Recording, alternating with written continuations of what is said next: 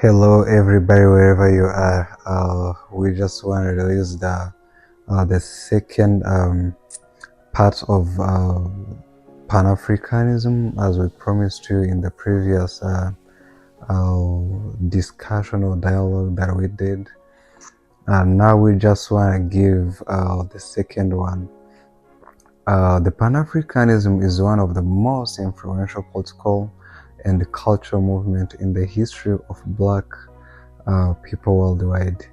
It is the idea that all people of Africa descent on the continent and throughout the diaspora share a common history, share a common identity, and share destiny, and therefore must unite to fight oppression and build a better future.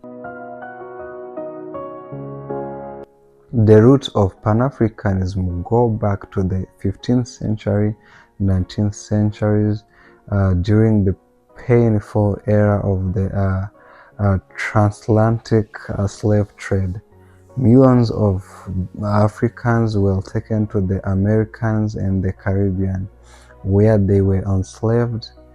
Despite this suffering, the idea of unity and resistance survived in their songs, traditions, and stories.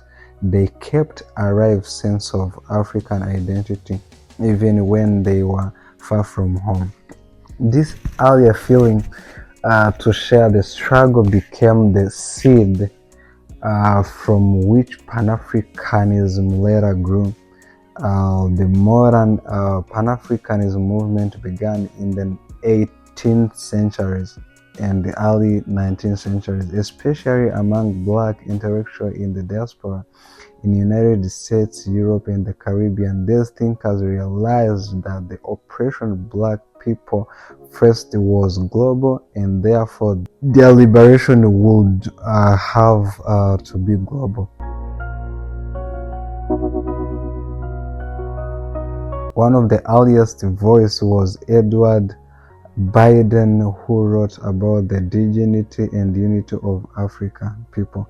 Then came Henry Sylvester Williams, a lawyer from Trinidad and Tobago, who organized the first Pan-Africanism conference in 19th century in London.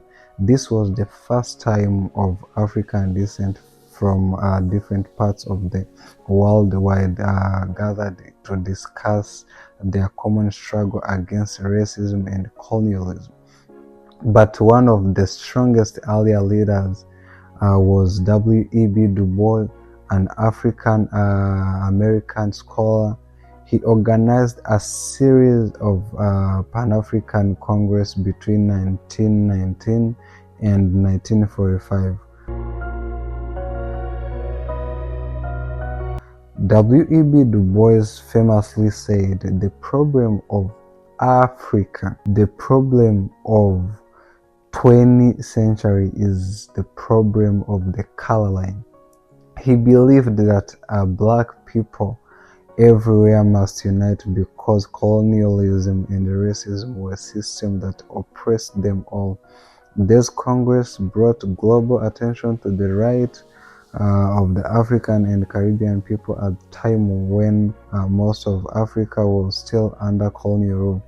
In the 1920s, Pan-Africanism reached a powerful emotional and cultural peak through Marcus Garvey, a Jamaican leader who mobilized millions with the message, "Africa for the Africans." At home, abroad. Garvey promoted Black pride, economic independence, and African return. His movement, the Universal Negro Improvement Association (UNIA), became one of the largest Black movements in history. Garvey's idea influenced future African leaders, inspiring them to fight for independence. After World War II, Pan-Africanism shifted its center from diaspora to Africa itself. This was era of independence movement Leaders such as Kwame Nkrumah of Ghana, Julius Nyerere of Tanzania, Jomo Kenyatta of Kenya, and Sekou Toure of Guinea turned Pan-Africanism into a political force pushing for the end of colonial rule. When Ghana became the first sub-Saharan African country to gain independence in 1957, Nkrumah declared, "The independence of Ghana is meaningless unless it is linked with the total global of Africa." This statement captured the spirit of Pan-Africanism. The freedom of one African nation should uplift the freedom of all. In 1963, African leaders formed the Organization of African Unity, OAU, in Addis Ababa, led by Emperor Haile Selassie of Ethiopia. The OAU main goal was to support liberation movement across the continent and promote unity among African states. It played a key role in fighting apartheid in South Africa, ending Portuguese colonial rule in Angola and Mozambique, and supporting freedom struggle in Namibia and Zimbabwe. Pan-Africanism was not only political, it was also cultural and intellectual. Written such as Chinua Achebe,